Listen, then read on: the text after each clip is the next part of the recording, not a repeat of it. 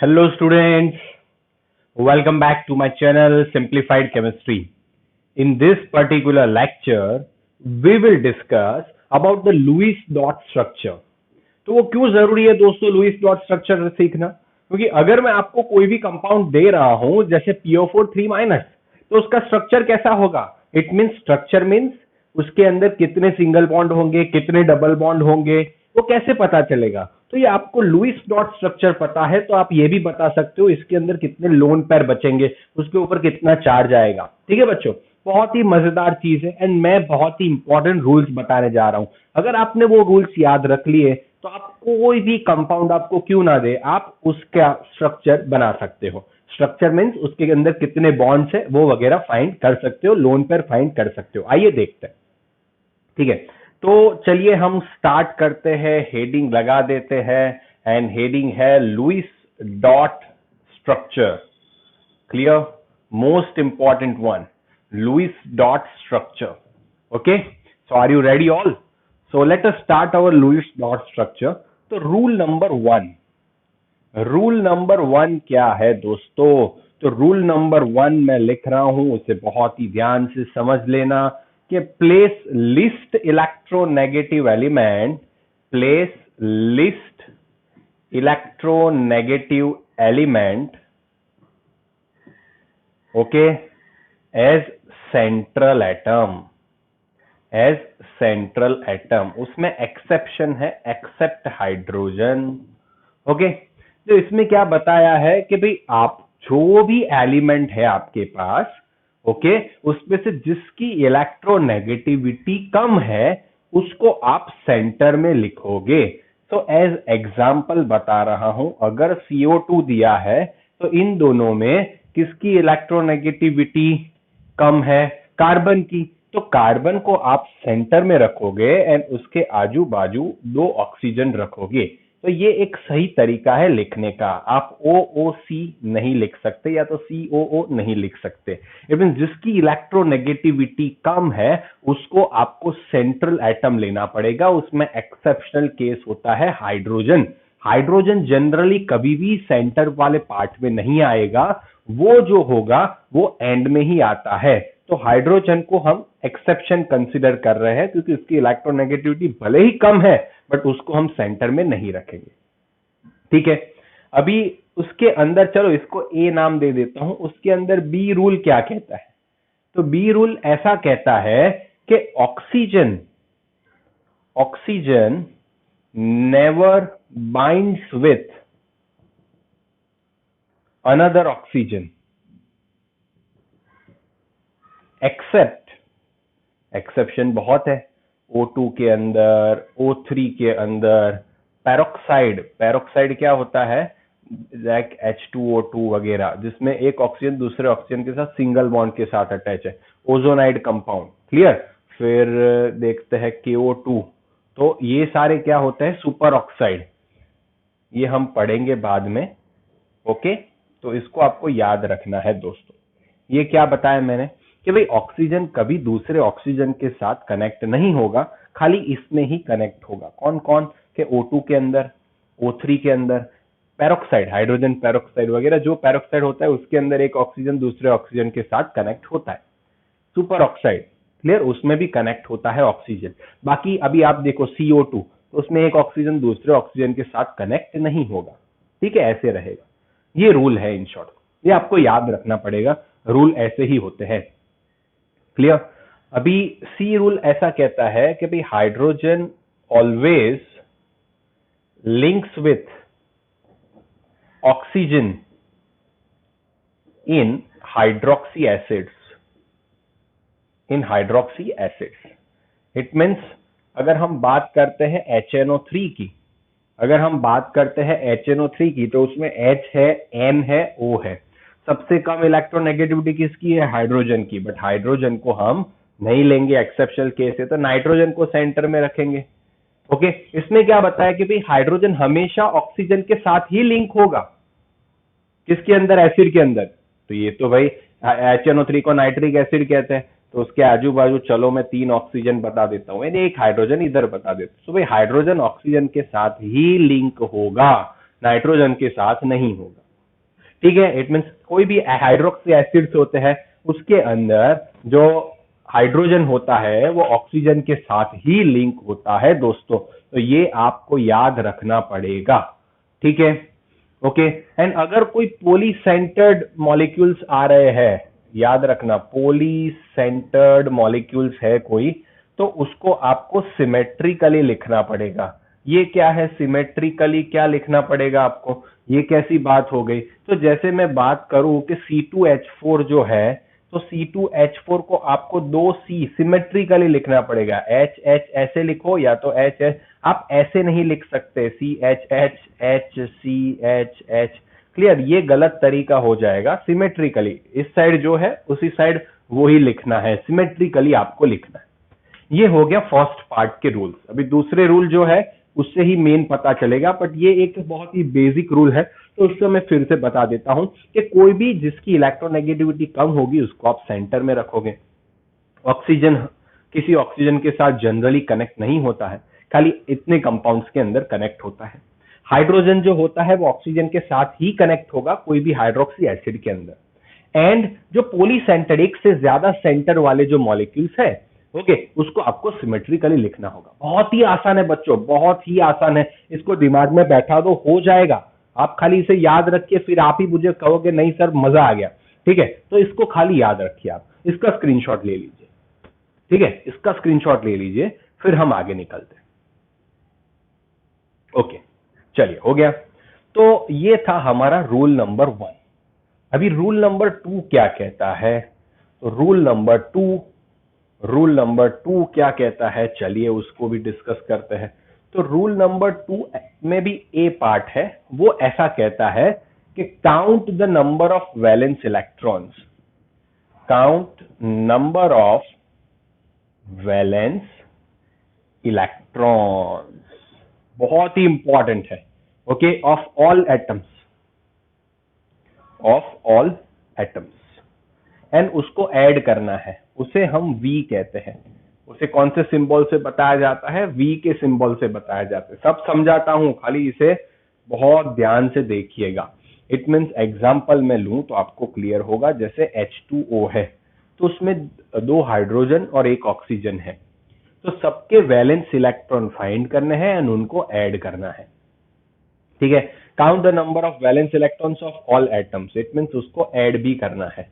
ठीक है, तो अभी देखिए हाइड्रोजन के कितने वैलेंस इलेक्ट्रॉन होते हैं, वो ये आपको पता होना चाहिए। ठीक है, तो एक हाइड्रोजन का 1 वैलेंस इलेक्ट्रॉन होता है, इधर तो 2 हाइड्रोजन है, तो हाइड्रोजन के टोटल कितने वैलेंस इलेक्ट्रॉन हुए? 2 वैलेंस इलेक्ट्रॉन, बिकॉज H2 है तो H2 के 2 वैलेंस इलेक्ट्रॉन। ऑक्सीजन एक ही है, ऑक्सीजन के 6 वैलेंस इलेक्ट्रॉन होते हैं, तो टोटल कितने वैलेंस इलेक्ट्रॉन हुए? 8। तो आपका V क्या बना? 8 बना। तो आपको कोई भी कंपाउंड ऐसे दे, पहले आपको सबके वैलेंस इलेक्ट्रॉन फाइंड करने हैं दोस्तों। क्या करना है? सबके वैलेंस इलेक्ट्रॉन फाइंड करने हैं। अगर कोई पॉजिटिवली चार्ज आ गया तो वो भी देखते हैं, NH4 प्लस आ गया, तो चलिए, तो नाइट्रोजन के वैलेंस इलेक्ट्रॉन प्लस हाइड्रोजन के वैलेंस इलेक्ट्रॉन इंटू 4, जो पॉजिटिव चार्ज है उसे सब्ट्रैक्ट कर लेंगे, और -1 जितना पॉजिटिव चार्ज है तो -1 हो जाएगा। अगर नेगेटिव चार्ज है तो उसको प्लस करेंगे। नाइट्रोजन के कितने वैलेंस इलेक्ट्रॉन होते हैं? 5। हाइड्रोजन के 1 ही होते हैं, ये 1। ओके, तो क्या करेंगे, इधर भी क्या आएगा, कितने वैलेंस इलेक्ट्रॉन आएंगे? आप आराम से कह सकते हो 5 + 4, 9 - 1, 8 वैलेंस इलेक्ट्रॉन आए टोटल NH4 प्लस के अंदर।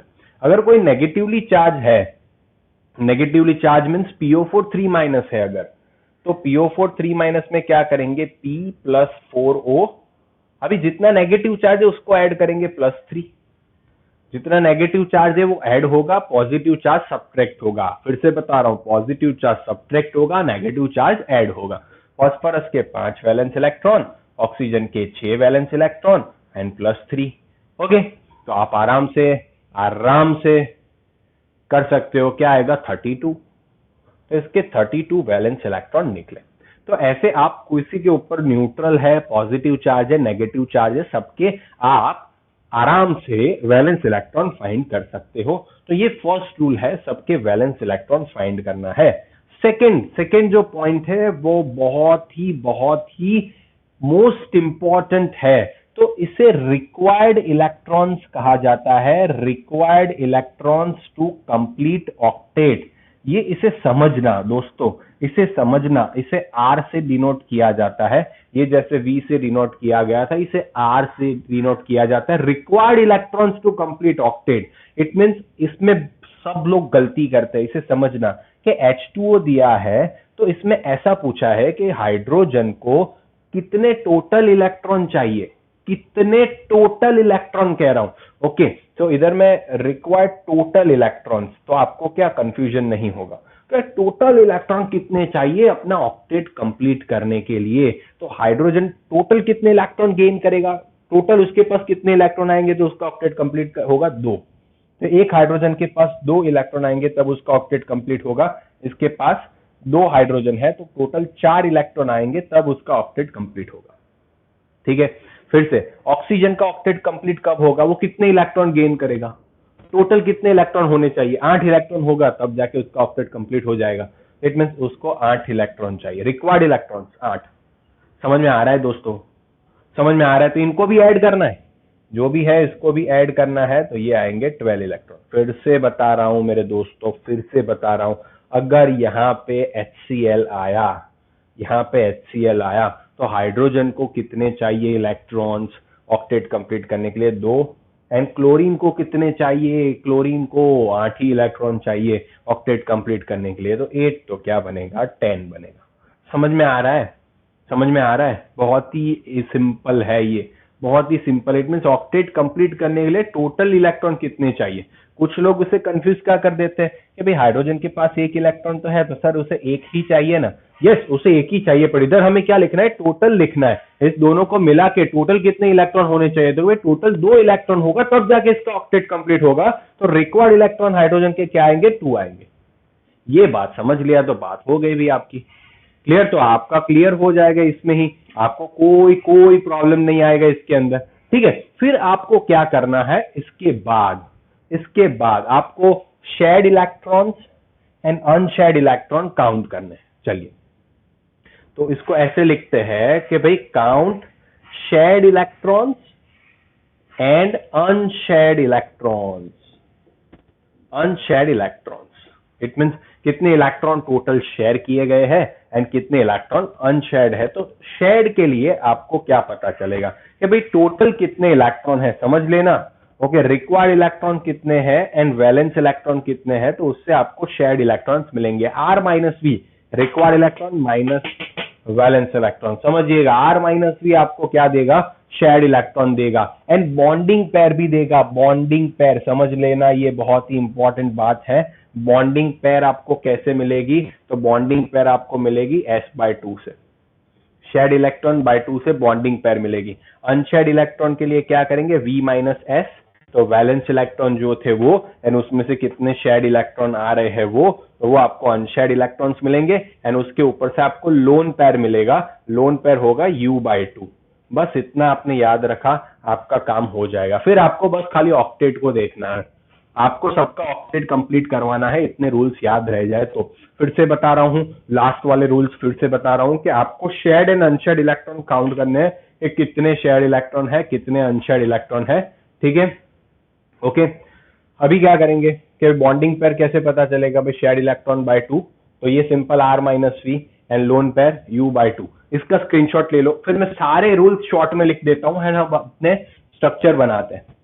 ठीक है, इसका स्क्रीनशॉट ले लीजिए फटाफट से। ओके, सारे रूल्स शॉर्ट में लिख देता हूं तो आपको भी कन्वीनियंसी रहेगी। ओके, चलिए, तो मैं राइट साइड पे ही रूल लिख रहा हूं, तो हम लेफ्ट साइड पे इधर स्ट्रक्चर्स बनाएंगे। ठीक है, चलिए, तो मैं इधर आपके लिए एक रूल बना देता हूं फर्स्ट, कि भाई लीस्ट इलेक्ट्रोनेगेटिव एलिमेंट जो होगा वो कहां पे आएगा, सेंटर में आएगा। इसमें एक्सेप्शन है हाइड्रोजन, तो एक्सेप्ट हाइड्रोजन। फिर दूसरा क्या था, oxygen will never, it means will not form bond with oxygen except क्या था, O2 O3 एटसेट्रा, बराबर। वो तो आगे के रूल आप देख लोगे। In hydroxy acids, hydrogen will attach with oxygen. Okay, फिर बस इतने याद रखो. फिर पहले तो क्या करेंगे, टोटल वैलेंस इलेक्ट्रॉन फाइंड करेंगे. वैलेंस इलेक्ट्रॉन उसे क्या कहेंगे, V. फिर टोटल रिक्वायर इलेक्ट्रॉन्स फाइंड करेंगे, उसे कहेंगे R. फिर क्या करेंगे, शेयर्ड इलेक्ट्रॉन के लिए R माइनस V करेंगे, एंड बॉन्डिंग पेयर के लिए क्या करेंगे, S/2. फिर क्या अनशेयर्ड इलेक्ट्रॉन के लिए V माइनस S करेंगे, एंड लोन पेयर के लिए क्या करेंगे, U/2. बस इतने रूल है दोस्तों, इतना याद रहेगा, इट मींस आपका काम खत्म. आपका काम खत्म. अभी आपको क्या करना है, खाली बस ऑक्टेट कंप्लीट करना है, एंड शेयर्ड इलेक्ट्रॉन की जगह पे सिंगल बॉन्ड डबल बॉन्ड को रखना है. सिंगल बॉन्ड डबल बॉन्ड को रखना है बस, बाकी कुछ नहीं करना है. चलिए आइए फर्स्ट कंपाउंड देखते हैं, NH3. NH3 का स्ट्रक्चर आपको पता है, फिर भी इससे कैसे बनाएंगे. तो पहले मुझे बताओ कि भाई लिस्ट इलेक्ट्रोनेगेटिव कौन है. तो लिस्ट इलेक्ट्रोनेगेटिव तो इधर हाइड्रोजन है, बट हाइड्रोजन कभी भी सेंटर में आएगा नहीं. तो हमारा सेंट्रल एटम कौन बनेगा दोस्तों, तो आप सिंपल कह सकते हो सेंट्रल एटम अपना नाइट्रोजन ही बनेगा, एंड उसके आजू बाजू 3 हाइड्रोजन सिमेट्रिकली बता देंगे. ओके, तो ऐसे तो हमने बता दिया. ओके, इतना कर दिया. इतना करने के बाद यहां तक का रूल खत्म हो गया. अभी फाइंड करिए कि भाई total number of valence electron V find करिए. तो नाइट्रोजन के कितने वैलेंस इलेक्ट्रॉन होंगे, 5 होंगे. एक हाइड्रोजन का एक, ऐसे 3 हाइड्रोजन है, तो टोटल 8 वैलेंस इलेक्ट्रॉन आए. समझ लेना मैं क्या कर रहा हूं. तो वैलेंस इलेक्ट्रॉन V कितना आया आपका, 8 आया. ओके, अभी रिक्वायर्ड इलेक्ट्रॉन्स, तो एक हाइड्रोजन को ऑक्टेट कंप्लीट करने के लिए टोटल कितने इलेक्ट्रॉन चाहिए, टोटल 2 चाहिए. इसको भी 2 चाहिए, इसको भी 2 चाहिए, तो 6, एंड इसको 8 चाहिए. ओके, तो क्या हो गया, 14. तो रिक्वायर्ड इलेक्ट्रॉन 14 हो गए. शेयर्ड इलेक्ट्रॉन कैसे पता चलेगा, R माइनस V. तो 14 माइनस 8 मीन टोटल कितने इलेक्ट्रॉन शेयर हो रहे हैं, 6. तो बॉन्डिंग पेयर पता चलेगी. बॉन्डिंग पेयर क्या होगा, S/2. It means 3. It means 3 bond है. इससे क्या पता चलेगा कितने बॉन्ड है, शेयर क्या हो रहा है, कितनी पेयर, कितनी बॉन्डिंग पेयर शेयर हो रही है. ओके, तो हमें पता चल गया भाई 3 पेयर शेयर हो रही है. इट मीन्स 1, 2 और 3, 3 पेयर शेयर हो रही है, ये पता चल गया. अनशेयर्ड इलेक्ट्रॉन फाइंड करते हैं, V माइनस S. V कितना है, 8. S कितना है आपका जो आया वो 6. तो ये 2 आया. अनशेयर्ड इलेक्ट्रॉन कितने होंगे, 2 इलेक्ट्रॉन होंगे, एंड लोन पेयर कितनी होंगी इसके अंदर, तो U/2 कर लो. तो 2/2 इज इक्वल टू 1, एक लोन पेयर होगी. चलिए, तो अभी सबके वैलेंस इलेक्ट्रॉन रखिए. तो नाइट्रोजन के कितने वैलेंस इलेक्ट्रॉन होते हैं, 5. तो आप रखिए इसे कि भाई 1, 2, 3, 4 एंड 5. ओके, तभी आप देख सकते हो कितने बॉन्ड है. चलिए इसको मत रखिए, पहले पहले आप सिंपल इसके हिसाब से ही जाए. तो बॉन्डिंग पेयर कितनी है, 3. बॉन्डिंग पेयर मीन्स अभी मैंने समझा है कि जो बॉन्ड फॉर्मेशन में पार्टिसिपेट करता है, तो 3 बॉन्ड होंगे. 1, 2, 3 बना दिए. सिंपल बात, 1, 2, 3, 3 बॉन्ड बना दिए. ओके, अभी वैलेंस इलेक्ट्रॉन वगैरह रखो. तो अभी इसमें 2 इलेक्ट्रॉन होंगे, एक हाइड्रोजन का इलेक्ट्रॉन, एक नाइट्रोजन का इलेक्ट्रॉन. इधर भी एक नाइट्रोजन का, एक हाइड्रोजन का, एक नाइट्रोजन का, एक हाइड्रोजन का. नाइट्रोजन के पास कितने वैलेंस इलेक्ट्रॉन होते, टोटल 5.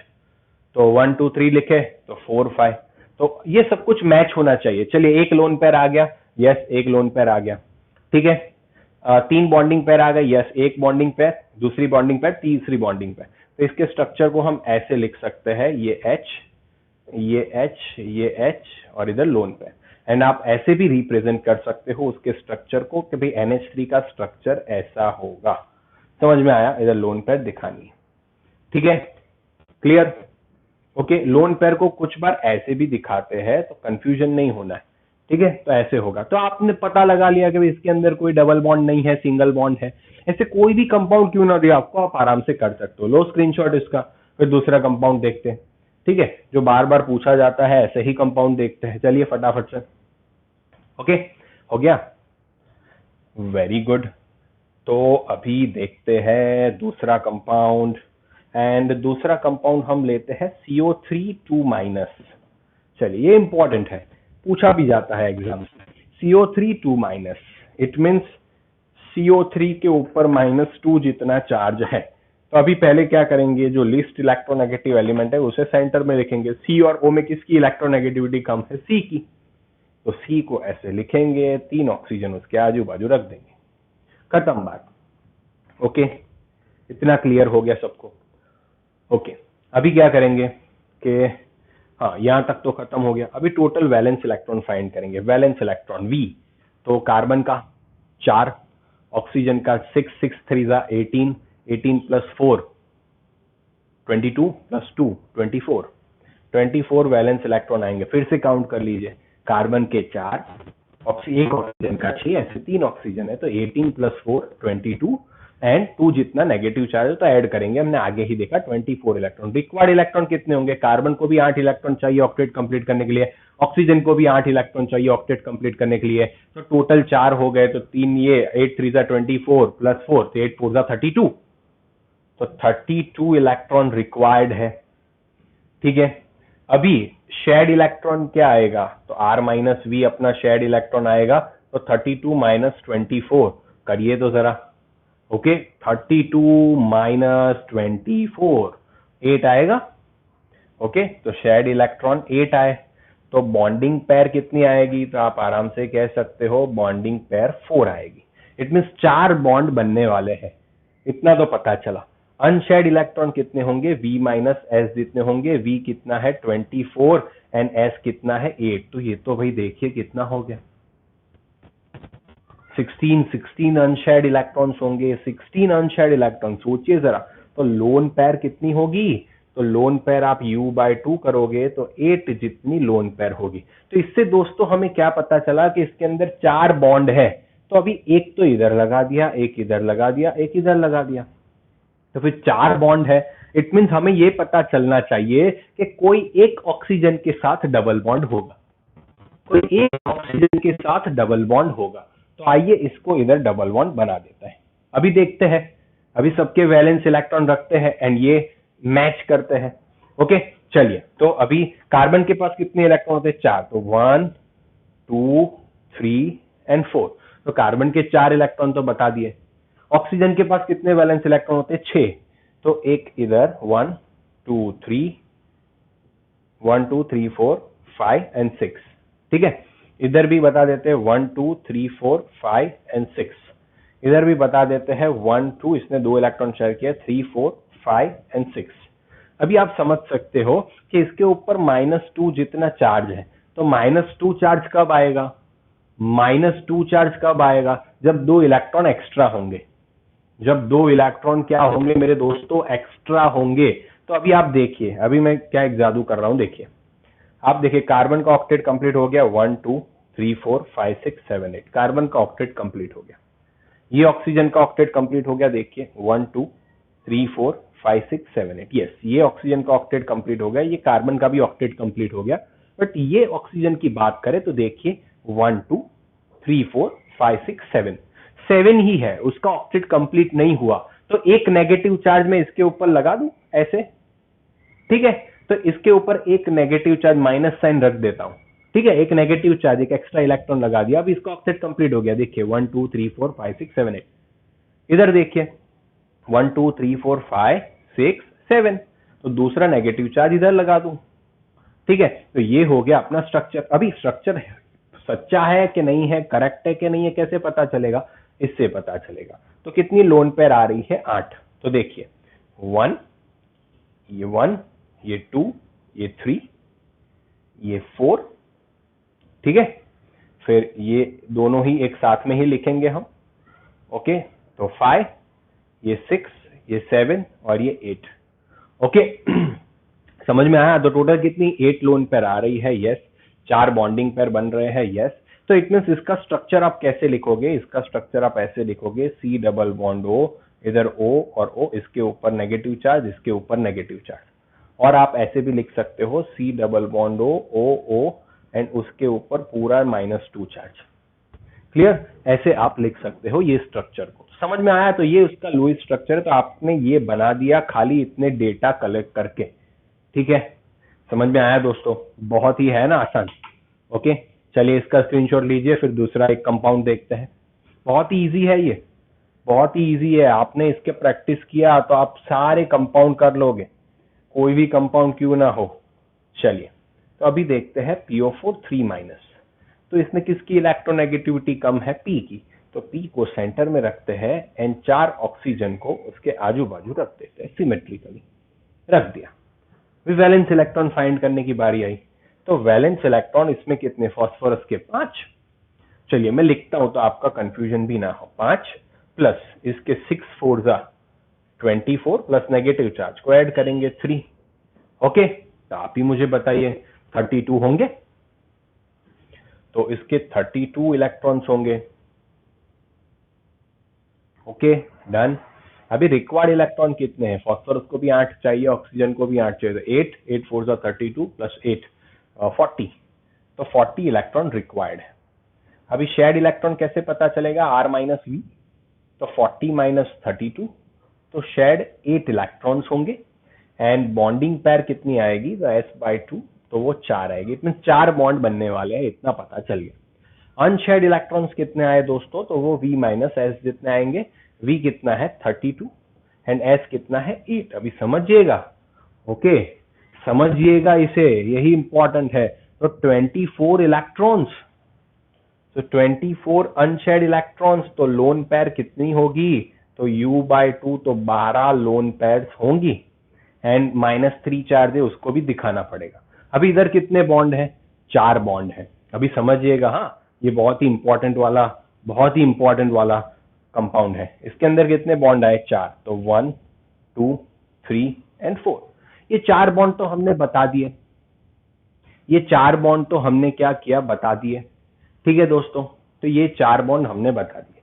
अभी हम इलेक्ट्रॉन्स रखेंगे, तो फास्फोरस के पास कितने इलेक्ट्रॉन्स होते हैं, तो फास्फोरस 15 ग्रुप का एलिमेंट है, उसके पास 5 वैलेंस इलेक्ट्रॉन होते हैं। समझना, यहीं पे गेम चेंज हो जाएगा।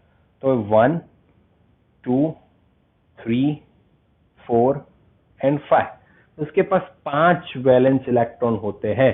तो ये 5, तो एक इलेक्ट्रॉन तो अकेला बचेगा नहीं, ठीक है। तो एक पहला कंफ्यूजन तो इधर हो गया। तो इट मीन्स ये जो है वो 3 तो चलो सही है कि भाई ये 3 बार तो ये सिंगल बॉन्ड बनाएगा, बट ये डबल बॉन्ड जो है, सॉरी ये जो लोन पेयर है, तो लोन पेयर इलेक्ट्रॉन शेयर करेगा, तो ये कौन सा वाला बॉन्ड होगा, कोऑर्डिनेटेड कोवेलेंट बॉन्ड होगा।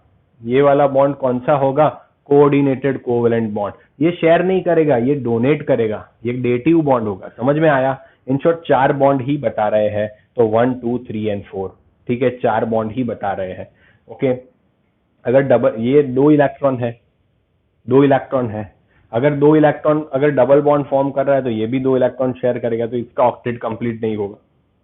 ठीक है, ये एक्सेप्शन है कि 8 से ज्यादा इलेक्ट्रॉन भी ले सकता है, वो मैं आपको वायलेशन ऑफ ऑक्टेट रूल में समझाऊंगा। ओके, बट इधर आप इतना याद रखिए कि ये कोऑर्डिनेटेड कोवेलेंट बॉन्ड बनाता है, ये 2 इलेक्ट्रॉन इसको शेयर कर देता है। अभी ऑक्सीजन के पास कितने इलेक्ट्रॉन होते हैं, 6, तो 1 2 3 4 5 6, 6 अपने पास ही रखता है। ये किधर शेयर करता है, 1 2 3 4 5 6, 1 2 3 4 5 6, 1 2 3 4 5 6। अभी 3 जितने नेगेटिव चार्ज है, इसका तो ऑक्टेट कंप्लीट हो गया। देखिए 1 2 3 4 5 6 7 8, फास्फोरस ने अपना ऑक्टेट कंप्लीट कर दिया। देखिए 1 2 3 4 5 6 7 8, समझिए, ठीक है। ओके, ये ऑक्सीजन का हाल देखिए, 1 2 3 4 5 6 7, तो एक नेगेटिव चार्ज इसके ऊपर आ जाएगा, इधर नेगेटिव चार्ज बता दिया। ऐसा इसका भी हाल है, 1 2 3 4 5 6 7 8 हो गया, इसके ऊपर भी नेगेटिव चार्ज, इधर भी एक नेगेटिव चार्ज। तो ये हो गया इसका स्ट्रक्चर। तो इसके स्ट्रक्चर को हम ऐसे रिप्रेजेंट कर सकते हैं, ये O, ये इधर O O and O, minus minus and minus, ठीक है। कुछ बार क्या होता है, तो अभी आप देखिए लोन पेयर चेक कर लीजिए पहले, 1 2 3 4 5 6 7 8 9 10 11 12, यस, तो 12 लोन पेयर भी हो गया, 4 बॉन्डिंग पेयर भी हो गया। इट मीन हमारा ये स्ट्रक्चर सही है। अभी हमेशा याद रखना, मैं अभी तो आपको समझ में नहीं आएगा, मैं इसका रीजन बताऊंगा, बट अभी आप उतना याद रखिए कि अगर ये सेंट्रल एटम थर्ड पीरियड का हो, अगर ये सेंट्रल एटम थर्ड पीरियड का हो, तो हम उसके कोऑर्डिनेटेड कोवेलेंट बॉन्ड की जगह पे डबल बॉन्ड बता सकते हैं। ओके, अगर वो सेंट्रल एटम थर्ड पीरियड का हो, क्यों ऐसा हो वो मैं बताऊंगा, क्योंकि थर्ड पीरियड के अंदर 3d ऑर्बिटल भी आता है। Okay, third period it means n belongs to 3, तो 3 के अंदर 3s 3p 3d, तो 3p के बाद 3d भी होता है। अगर एक्स्ट्रा इलेक्ट्रॉन है तो वो 3d में जा सकते हैं, ओके, इसका रीजन समझाऊंगा, बट अभी आप इतना याद रखिए कि जो थर्ड पीरियड के जो एलिमेंट है उसके अंदर अगर आपने कोऑर्डिनेटेड बताया हो तो उसकी जगह पे डबल बॉन्ड लिख रहे हो एंड कुछ चार्ज वार्ज रिप्रेजेंट कर रहे हो तो चलेगा। ठीक है, समझ में आ गया। तो ये था आपका PO4 3 माइनस। ओके, ये क्या हो गया आपका PO4 3 माइनस हो गया, स्क्रीनशॉट ले लीजिए। फिर दूसरा कंपाउंड देखते हैं। तो CO3 माइनस खत्म किया हमने, NH3 खत्म किया, PO4 3 माइनस खत्म किया। ठीक है, अभी आइए देखते हैं थोड़ा H2SO4 जैसा कंपाउंड ले लेते हैं, तो आपको भी कॉन्फिडेंस बिल्ड हो कि भाई ऐसे हार्ड वाले कंपाउंड भी कर सकते हैं। तो इधर H2SO4 है तो हाइड्रोजन है, सल्फर है, ऑक्सीजन है। किसकी इलेक्ट्रोनेगेटिविटी कम होगी? तो भाई ऑक्सीजन एंड सल्फर 16 ग्रुप के, 16 ग्रुप के, टॉप टू बॉटम इलेक्ट्रोनेगेटिविटी क्या होगा? डिक्रीज होगा टॉप टू बॉटम इलेक्ट्रोनेगेटिविटी। तो सल्फर का इलेक्ट्रोनेगेटिविटी कम होगा, सल्फर सेंट्रल एटम होगा। एंड ये एसिड है तो एसिड में आपको पता है हाइड्रोजन कहां पे अटैच होगा? ऑक्सीजन के साथ ही अटैच होगा। रूल है कि नहीं है? ओके, तो चलो मैं इधर एक एच बता देता हूं, एक एच इधर, आपको इधर बताना हो, कहीं पे बताना हो बताओ यार, आपकी मर्जी। ठीक है, टेंशन मत लेना। ओके, चलिए इसके वैलेंस इलेक्ट्रॉन फाइंड करते हैं। हाइड्रोजन के 2, सल्फर के 6, ऑक्सीजन के 24, तो बने 32। रिक्वायर्ड इलेक्ट्रॉन हाइड्रोजन के 4, सल्फर के 8 और 8 4 द 32, 44 इलेक्ट्रॉन्स। क्लियर? थोड़ा इधर लिख रहा हूं, शेड इलेक्ट्रॉन्स क्या आएगा? R minus V. तो R कितना होगा? 44 माइनस 32, तो 8 प्लस 4 12। ओके, तो 12 एंड सो बॉन्डिंग पेयर कितने आएंगे? 6। बॉन्डिंग पेयर 6 आएंगे। अनशेड इलेक्ट्रॉन क्या आएंगे? V minus S. तो V कितना है? 32 एंड S कितना है आपका? 12। तो लोन पेयर कितना आ गया आपके? 10। ये दोनों मेन फैक्टर है। बॉन्डिंग पेयर 6 आएगी, लोन पेयर 10 आएगा। तो 6 बॉन्ड बना लो। तो एक इसके बीच का बॉन्ड 1, एक इसके बीच का बॉन्ड 2, तो 3 4 5 और 6, 6 बॉन्ड बना दिए भाई। समझ में आया 6 बॉन्ड कैसे बनाया? 1 2 3 4 5 6 बना दिए। अभी सल्फर के इलेक्ट्रॉन रखो। सल्फर के कितने? 6 वैलेंस इलेक्ट्रॉन। तो देखिए इधर मैं 1 रख रहा हूं, इधर 2 रख रहा हूं, इधर 3 4 5 6। तो फिर से वो वाला केस आया, फिर से वो वाला केस आया। बॉन्ड तो 6 ही है, बॉन्ड तो 6 ही है। क्लियर? तो ये दोनों इलेक्ट्रॉन है, इधर भी 2 इलेक्ट्रॉन है, तो ये कैसा बॉन्ड फॉर्म होगा? कोऑर्डिनेटेड कोवेलेंट बॉन्ड फॉर्म करेगा। तो ये दो क्या होंगे इसके अंदर? कोऑर्डिनेटेड कोवेलेंट बॉन्ड होंगे इसके अंदर। समझ में आ गया? ऑक्सीजन के कितने इलेक्ट्रॉन होते हैं? 6 1 2 3 4 5 6। ये ऑक्सीजन क्या करेगा? इधर एक इलेक्ट्रॉन शेयर कर रहा है, इधर भी एक इलेक्ट्रॉन शेयर कर रहा है, इसको क्रॉस से ही बताते हैं चलो। ओके, तो 1 2 हो गया। हाइड्रोजन भी एक इलेक्ट्रॉन शेयर करेगा, ये हाइड्रोजन भी एक इलेक्ट्रॉन शेयर, ये इधर एक इधर एंड दूसरे 6 इलेक्ट्रॉन है। तो ये इतना बता दिया। ओके, इसके पास भी क्या होगा? 6 इलेक्ट्रॉन। है ना दोस्तों? आसान है? कोई डिफिकल्टी? देखिए आप आराम से कर सकते हो ना। तो इसका स्ट्रक्चर आप कैसे बना सकते हो? तो चलिए O, इधर भी O, इधर OH OH। अभी ये थर्ड पीरियड का है तो इधर डबल बॉन्ड भी लगाओगे तो चलेगा। ठीक है, आप इसको ऐसे भी रिप्रेजेंट करते हो तो चलता है कि OOH। क्लियर? क्यों? क्योंकि थर्ड पीरियड का है तो इसके अंदर एक से ज्यादा इलेक्ट्रॉन आ सकते हैं, उससे 8 से ज्यादा इलेक्ट्रॉन भी अकोमोडेट हो सकते हैं इसकी वजह से। तो ये हो गया H2SO4 का स्ट्रक्चर। है ना? बहुत आसान। अगर आपको पूछा जाए H2SO4 के स्ट्रक्चर के अंदर कितने डेटिव बॉन्ड है, तो आप यही मेथड से बता सकते हो कि 2 डेटिव बॉन्ड है। अगर H2SO4 हटा के मैंने SO4 2 माइनस कर दिया, SO4 2 माइनस, तो ये H हटा देंगे हम, तो ये H का एक एक इलेक्ट्रॉन हटा देंगे। इसमें 2 माइनस चार्ज देते, एक नेगेटिव चार्ज इधर आ जाएगा, एक नेगेटिव चार्ज इधर आएगा। क्लियर? तो ये हो गया SO4 माइनस 2 का स्ट्रक्चर। कोई भी स्ट्रक्चर हो क्यों ना हो आप बना सकते हो। चलिए इसका भी स्क्रीनशॉट ले लीजिए, फिर दूसरा एग्जांपल देखते हैं। बहुत सारे एग्जांपल देखेंगे, बहुत इजी है ये। ओके, आप समझ जाओगे। तो अभी हम देखते हैं थोड़ा सा इंटरेस्टिंग, NO2 माइनस, एंड फिर मैं होमवर्क में आपको दूंगा। ठीक है, NO2 माइनस को देखते हैं। N और O में किसकी इलेक्ट्रोनेगेटिविटी कम है? नाइट्रोजन की। तो नाइट्रोजन के आजू बाजू 2 ऑक्सीजन मैंने बता दिए। ठीक है, वैलेंस इलेक्ट्रॉन फाइंड कर लेते हैं। तो नाइट्रोजन के 5 वैलेंस इलेक्ट्रॉन, ऑक्सीजन के 6, 6 टू 12 प्लस 1 तो 18। रिक्वायर्ड इलेक्ट्रॉन कितने, 8, 8 3 24। शेयर इलेक्ट्रॉन कितने होंगे, मैं डायरेक्टली लिख रहा हूं, चलो लिख लेते हैं, R माइनस V तो 24 माइनस 18 तो 6, तो बॉन्डिंग पेयर आएगी 3। Unshared electron V minus S, 18 minus 6। Clear? Okay, आप भी आराम से कर सकते हो कि नहीं कर सकते, समझ में आ गया? तो 12, अभी लोन पेयर कितना आएगा, Q/2 तो 6 लोन पेयर, 3 बॉन्डिंग में 3 बॉन्ड है तो 1 2, इट मीन्स एक के बीच में क्या होगा, डबल बॉन्ड होगा, एक के बीच में क्या होगा, डबल बॉन्ड। चलो डबल बॉन्ड में इधर बता देता हूँ, ठीक है? ओके, तो अभी इलेक्ट्रॉन रखिए, नाइट्रोजन के पास कितने इलेक्ट्रॉन होते हैं, तो नाइट्रोजन के पास 5 वैलेंस इलेक्ट्रॉन होते हैं, उसमें से 2 इलेक्ट्रॉन वो इधर शेयर कर रहा है, 1 2 3 4 एंड 5, ऐसे हुआ, 1 2 3 4 5 हुआ। ओके, ऑक्सीजन के इलेक्ट्रॉन रखो, ऑक्सीजन इधर 1 2 3 4 5 6, 1 2 3 4 5 6, ऐसे रखा, ठीक है? पहले देखो नाइट्रोजन का ऑक्टेट कंप्लीट हो रहा है, 1 2 3 4 5 6 7 8, यस नाइट्रोजन का ऑक्टेट कंप्लीट हो गया। ऑक्सीजन का ऑक्टेट कंप्लीट हो रहा है, 1 2 3 4 5 6 7, तो ये नेगेटिव चार्ज है, ये कार्बन पे आएगा, इधर एक्स्ट्रा एक इलेक्ट्रॉन रख दिया, नेगेटिव चार्ज, इसका ऑक्टेट कंप्लीट। ये ऑक्सीजन का देखो, 1 2 3 4 5 6 7 8, इसका भी ऑक्टेट कंप्लीट हो गया दोस्तों, ठीक है ना?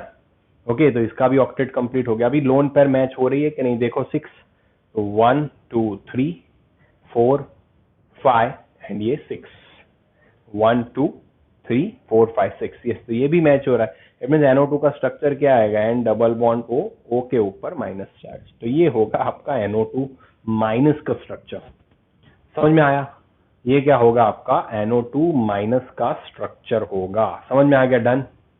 Okay, clear? तो ये हुआ आपका NO2 माइनस का स्ट्रक्चर। अभी आप कोई भी कंपाउंड हो दोस्तों, इसे आप आराम से कर सकते हो, इसकी प्रैक्टिस करना। ओके, मैं आपको होमवर्क के लिए कुछ दे देता हूं, उसके स्ट्रक्चर बनाइएगा, H3O प्लस बनाइएगा, फिर HNO3 बनाइएगा, फिर H3PO4 बनाइएगा, फिर ClO4 माइनस बनाइएगा, ओके ClO4 माइनस, फिर SO2 बनाइएगा एंड SO3 2 माइनस। तो ये आपको मैं होमवर्क के लिए दे रहा हूं, ओके? तो ये सारे जो है होमवर्क के लिए आप प्रैक्टिस करना, ये रूल से आप कर पाओगे। इसमें कुछ भी डाउट है तो कमेंट में लिख लेना, मैं आपको बता दूंगा, ठीक है बच्चों? तो ये था लुईस डॉट स्ट्रक्चर, उससे हमें पता चल जाएगा कि क्या कितने लोन पेयर है, कितने बॉन्डिंग पेयर है, कितने बॉन्ड है, सिंगल बॉन्ड, डबल बॉन्ड क्या है, ये सारी चीजें हमें पता चल जाएगी। कोई भी स्ट्रक्चर दिया हो तो आपको रटना नहीं पड़ेगा, आप खाली इसे समझे हो, आप आराम से बना सकते हो, है ना? मजेदार, मजा आया कि नहीं दोस्तों? ठीक है, तो ये पर्टिकुलर लुईस डॉट स्ट्रक्चर में इतना था। इसके आगे का जो भी पोर्शन है वो हम नेक्स्ट लेक्चर में देखेंगे, वायोलेशन भी देखेंगे एंड दूसरे जो भी कुछ कोवेलेंट बॉन्ड की कैरेक्टरिस्टिक्स है जो बाकी है, ओके, वो हम देखेंगे। Thank you so much my dear student for your love and support. If you like this video, please do comment, press the like button and please subscribe to my channel and share with the students जो लोग tuition नहीं जाते हैं, ठीक है, जिसको सही में कुछ सीखना है, share with them. Thank you so much my dear students. Thank you.